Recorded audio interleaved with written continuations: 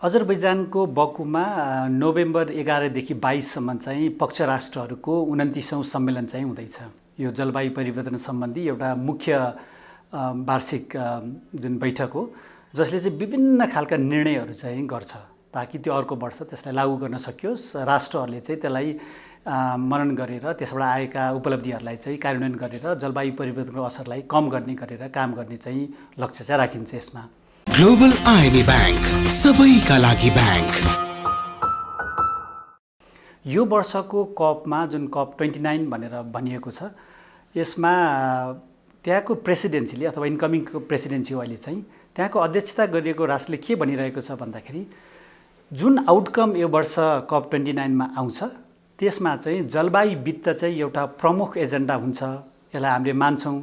यो सफल भयो भनेदेखि यो कप पनि सफल हुन्छ, हैन भनेदेखि चाहिँ यसलाई सफल भन्न गाह्रो हुन्छ भन्ने हिसाबले अध्यक्षले नै त्यो भनिराख्नु भएको छ।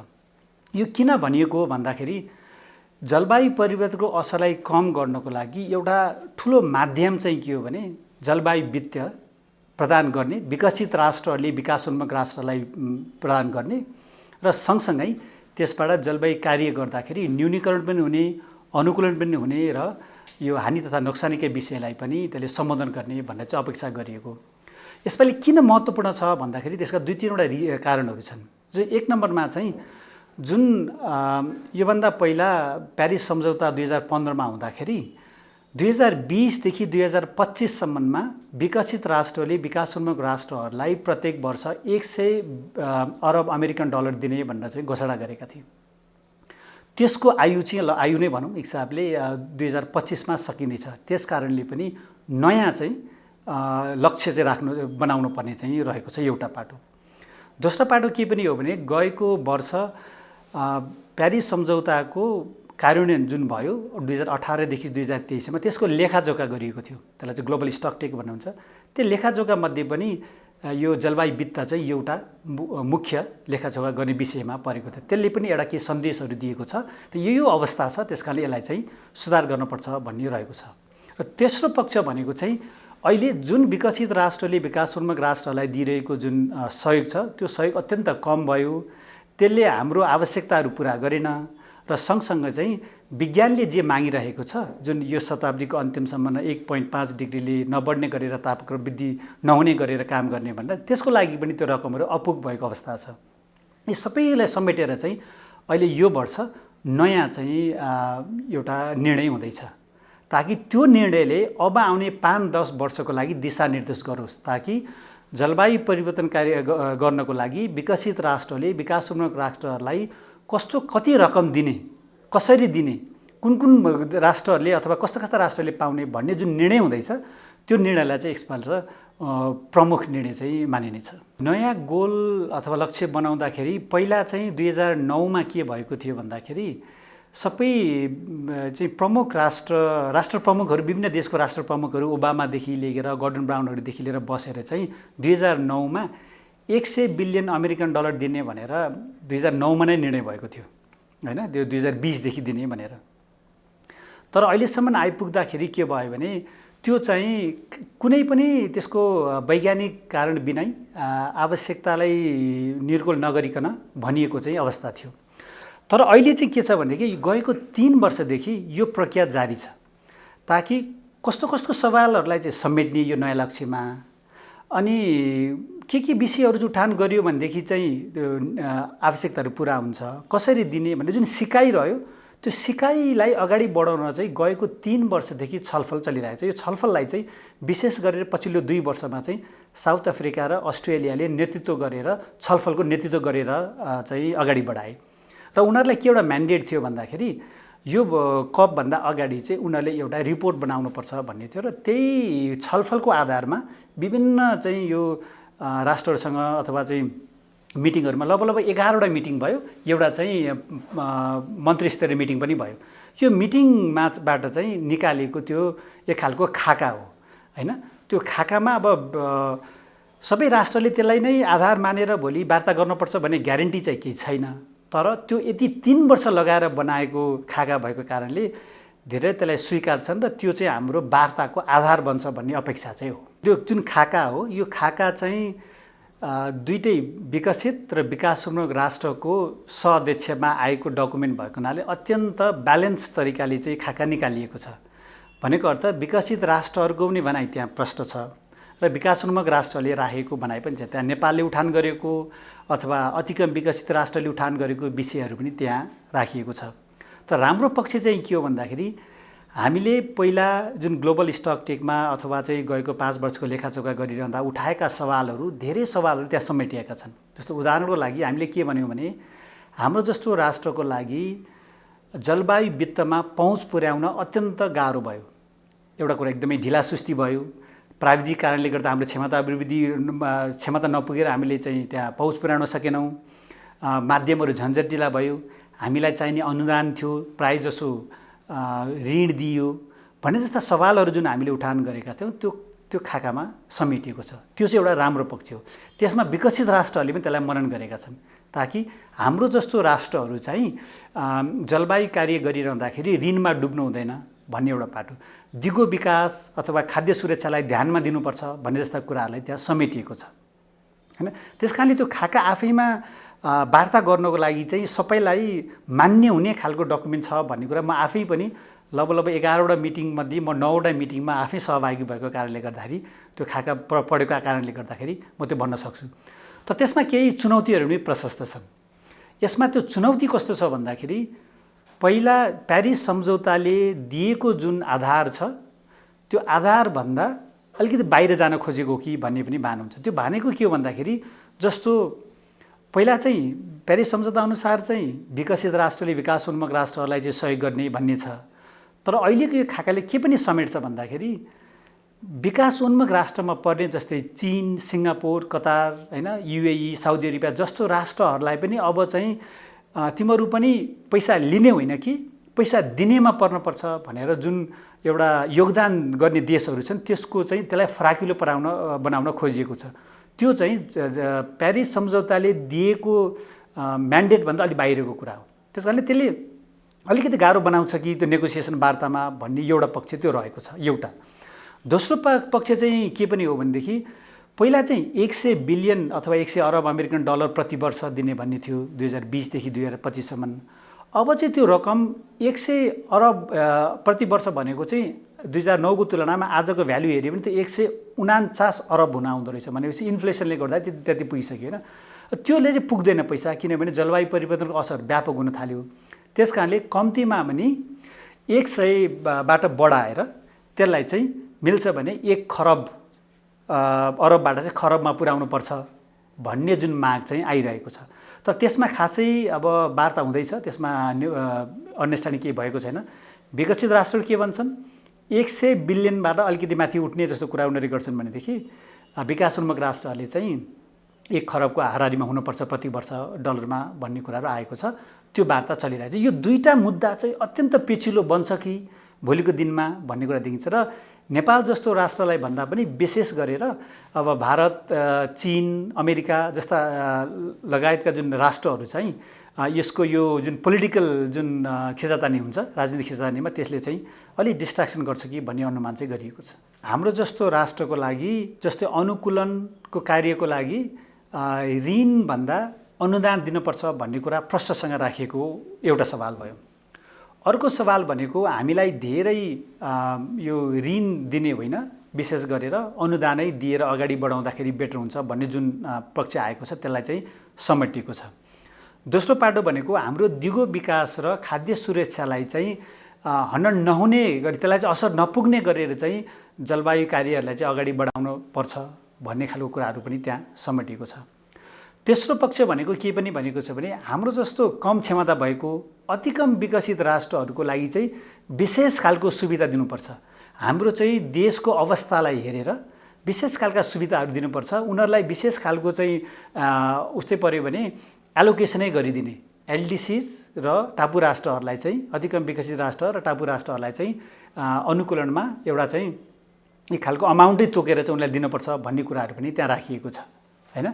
त्यसै गरेर भोलि कार्यहरू काम गर्दाखेरि चाहिँ हामी कहाँ भएको जुन अति पनि गाह्रो पक्षहरू छ त्यसलाई सजिलो बनाउँदै लिएर जाने जुन पहुँचको पक्षलाई चाहिँ सजिलो बनाउँदै लिएर जाने, ताकि छिटोभन्दा छिटो त रकमहरू उपलब्ध रकमहरू चाहिँ आउन सकियोस्, हामीले चाहिँ त्यसलाई खर्च गर्न सक्यौँ र हाम्रो समुदायलाई चाहिँ सहयोग गर्न सकौँ भन्ने खालको कुराहरू पनि त्यहाँ समेटेको छ।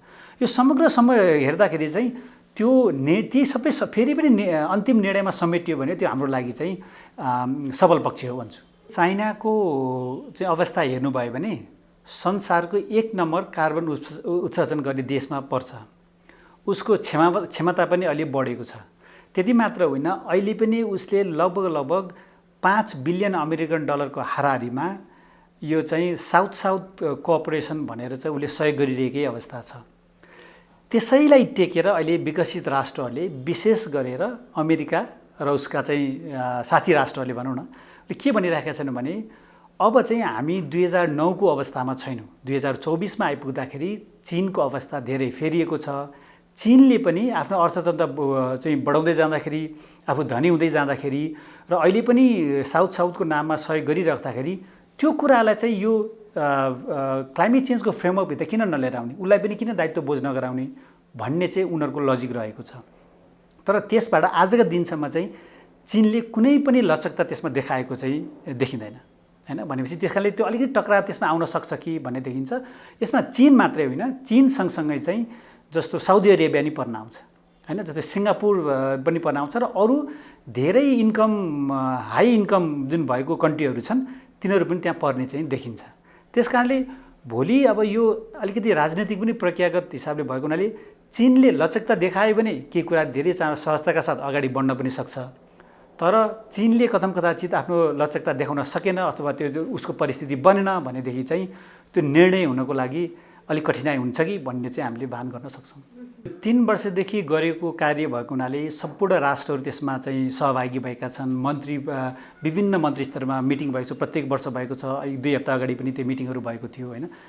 अब अहिले जुन जलवायु परिवर्तनको असर संसारभरि देखिएको छ, हामीले नेपालको त कुरै गर्न परेन, देखिएको छ, त्यसलाई हेर्दाखेरि चाहिँ हामीलाई त्यो फेल हुने सुविधा चाहिँ छैन। त्यो अहिलेको जुन हाम्रो परिस्थिति हेर्दाखेरि तैपनि यो वार्ता भएको कारणले के हुन्छ भनेर ठ्याक्कै भन्न चाहिँ अहिले गाह्रो छ। तर अब कथमकथाचित त्यो भएन भनेदेखि त विडम्बना के हुन्छ भने अहिले तपाईँले हेर्नुभयो भने युद्धको लागि पैसा जति पनि प्राप्त भएको जस्तो देखिन्छ, कोभिडको लागि पैसा प्राप्त भयो, तर जलवायु कार्य गर्नको लागि चाहिँ अहिले पैसा नभएको जस्तो चाहिँ देखाएको छ। किनभने कसले तिर्ने, कहाँबाट आउँछ के भनेर पैसा नभएको होइन, त्यसमा चाहिँ राजनीतिक प्रतिबद्धता नभएको भनेर हामी भन्छौँ। त्यसकारणले यो राजनीतिक प्रतिबद्धता अब बढाउनै पर्नेछ, जसले कारणले गर्दाखेरि यसको लक्ष्य चाहिँ प्राप्त होस् यो वर्षको अन्तिममा भन्ने एउटा बाजु। तर कथमकथाजी यो चाहिँ पुगेन भनेदेखि के हुने देखिन्छ भनेदेखि प्यारिस सम्झौताको कार्यान्वयनमै ठुलो प्रश्न चिन्ह आउँछ। किनभने यो रकम भनेको चाहिँ यस्तो हो, तपाईँले यो प्यारिस सम्झौता मात्रै होइन, 2092मा आएको महासन्धिले पनि त्यो कुरा चाहिँ प्रश्नसँग लेखिएको छ। अहिले चाहिँ लगभग 25-27 वर्ष पछाडि जुन लक्ष्य प्राप्त गर्नुपर्ने थियो त्यो जलवायु परिवर्तनको कार्यको लागि हाम्रो तापक्रम वृद्धि चाहिँ लगभग 3 डिग्री हाराहारीमा जाने यो शताब्दीको अन्त्यसम्म प्रक्षेपण गरेको छ। अहिलेकै कार्य गर्यो भने त्यो वित्त भएन भने त्यसले चाहिँ धेरै कार्य गर्न सकिँदैन। त्यसकारणले तर त्यो वित्तको नि कोर पार्ट भनेको चाहिँ यो सार्वजनिक वित्त नै हुनुपर्छ, पब्लिक फाइनान्स नै हुनुपर्छ, जसले गर्दाखेरि त्यो जस्तो ऋण नहुने ठाउँमा अनुदान भनेको सरकारबाटै आउनु पर्यो नि त। एउटा पाटो त्यो भयो। दोस्रो पाटो भनेको चाहिँ त्यो सार्वजनिक वित्त भयो भने त्यसले चाहिँ निजी वित्तलाई पनि मोबिलाइज गर्न सक्ने क्षमता राख्छ। त्यसकारणले यो सार्वजनिक वित्त चाहिँ मानौँ 1 अरब आयो भनेदेखि त्यसले अरू 10औँ अरब चाहिँ विभिन्न हिसाबले चाहिँ त्यसलाई मोबिलाइज गर्न सक्ने क्षमता राखेको हुनाले चाहिँ त्यो वित्त अत्यन्त महत्त्वपूर्ण छ। त्यसकारणले हामीले के यसलाई चाहिँ सफलता नबनाएर प्यारिस सम्झौता फेल गर्न खोजेको त होइन भन्ने एउटा भान हुनसक्छ।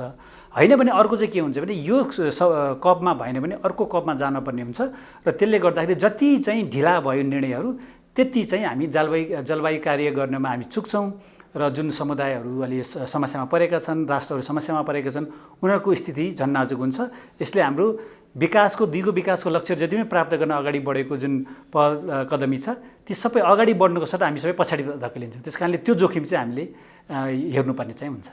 COP28 को एउटा निर्णय थियो हानि नोक्सानीको छुट्टै पाठ, त्यसको बारेमा यसले केही एड्रेस गरेको छ अथवा त्यो छुट्टै पाठ हो भनेर छोडिदिएको छ, केही भनेको छ?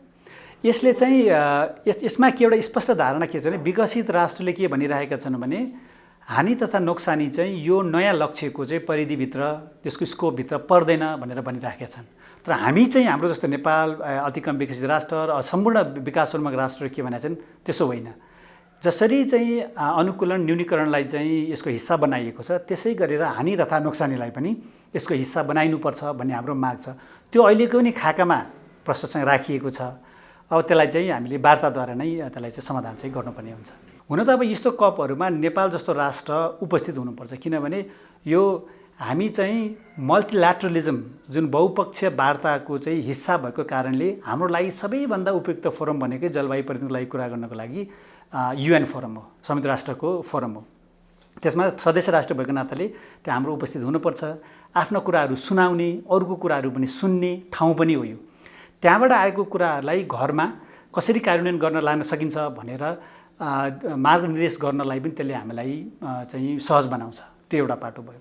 अर्को पाटो के पनि हो भने हामीले हाम्रा कुराहरू अरूलाई सुनाइराख्दाखेरि हामी कहाँ परेको असरहरू, हाम्रो चाहिँ दुःखहरूको कुराहरू अथवा डेटाहरू राखिराख्दाखेरि चाहिँ अरूले पनि कति जलवायु परिवर्तनको लागि कार्य गर्नुपर्दो रहेछ भन्ने कुरा उहाँहरूलाई पनि महसुस हुन्छ भन्ने पनि भयो। र यस्तो खालको ग्लोबल जुन नेगोसिएसनबाट जुन निष्कर्ष आउँछ त्यसले राष्ट्रलाई मात्रै होइन, प्राइभेट सेक्टर, अरू समुदाय हैन, विभिन्न जुन सरकारवालाहरू छन् सबै सरकारवालाले यसलाई सन्देश दिन्छ। ब्याङ्क्सहरू भयो, इन्टरनेसनल चाहिँ वित्तीय संस्थाहरूले सबैले चाहिँ सन्देश दिने हुनाले चाहिँ जलवायु कार्य सबैले गर्नुपर्छ है भन्ने खालको सन्देश दिनलाई एकदम महत्त्वपूर्ण छ। अब यसमा हामीले सक्छौँ भने अझ एउटै खालको टोली गइराख्ने र उसले तयारीका साथ जाने सक्यो भनेदेखि राम्रो हो होइन। किन हाम्रो चाहिँ अब सरकारी उसमा चाहिँ परिवर्तन भइराख्दाखेरि कहिलेकाहीँ त्यसले हामी अलि जहिले पनि नयाँ सिराबाट चाहिँ सुरु गर्नुपर्छ कि भन्ने चाहिँ देखिन्छ। तर त्यो खालको तयारीका साथ गयो भनेदेखि अब हामी 2026बाट त अति कम विकसित राष्ट्रबाट बाहिर निक्लिँदैछौँ होइन। हामी चाहिँ लोअर मिडल इन्कम कन्ट्री बन्दैछौँ भनेपछि हामीले जुन सुविधा LDCबाट पाएका थियौँ त्यो अब पाउन छोड्छौँ भने त्यसको सबै तयारीको लागि पनि हामी त्यहाँ जानुपर्ने, अरूसँग चाहिँ यो वार्ता मात्रै होइन, साइड लाइन्समा तपाईँको मिनिस्ट्रियल मिटिङहरू हुन्छ, बाइल्याटरल मल्टिल्याटरल मिटिङ्सहरू हुन्छ। त्यो मिटिङहरूले नै हाम्रो चाहिँ सम्बन्ध विस्तार गर्नको लागि, आफ्नो कुराहरू राख्नको लागि, अरूको कुराहरू सुन्नको लागि चाहिँ यसले एकदमै ठुलो चाहिँ मद्दत पुग्छ भन्ने चाहिँ देखिन्छ। त्यस कारणले हामी यसमा चाहिँ चुक्नु चाहिँ हुँदैन। यो हाम्रो मात्रै देशले होइन, अरू राष्ट्रहरूले पनि गर्ने त्यही नै हो। किनभने जलवायु परिवर्तनको विषय भनेको कुनै एउटा मन्त्रालयको मात्रै सवाल हुन सक्दैन, यो चाहिँ अरू मन्त्रालयसँग पनि जोडिने, अरू चाहिँ विषयगत कुराहरूसँग जोडिने भएको हुनाले सबै मन्त्रालयहरू यसमा चनाखो हुनुपर्ने जरुरी छ। र म त के पनि भन्छु भने यस्तो वार्ता टोलीहरू बसी जाँदाखेरि चाहिँ सबै मन्त्रालयको टोलीहरू समेटिएको हुनु पर्यो। कृषिको कुराहरू उठाउँदा गर्दाखेरि कृषिको मन्त्रालयले लिड गर्ने, वित्तको कुरा गर्दाखेरि हाम्रो अर्थ मन्त्रालयले उठाउने, यस्ता खालको कुरा गर्न सक्यो भनेदेखि चाहिँ हामी अझ परिपक्व हुन्छौँ भन्ने लाग्छ। र भोलि त्यहाँबाट गएर आइसकेपछि त्यसलाई कार्यान्वयन गर्न, फलोअप गर्न पनि सहजता हुन्छ, एउटा पाटो रह्यो। तर त्यति हुँदाहुँदै पनि हामीले कोअर्डिनेसन चाहिँ अहिलेको फोकल मिनिस्ट्री वन तथा वातावरण मन्त्रालय छ। तर बिस्तारै तपाईँ हाम्रो चाहिँ नीतिगत कुराहरू हेऱ्यो, कार्यक्रम हेऱ्यो भने नि विभिन्न फोकल मिनिस्ट्रीले चाहिँ जिम्मेवारीहरू पनि दिएको छ, जुन आफैमा सकारात्मक कुरा पनि हो।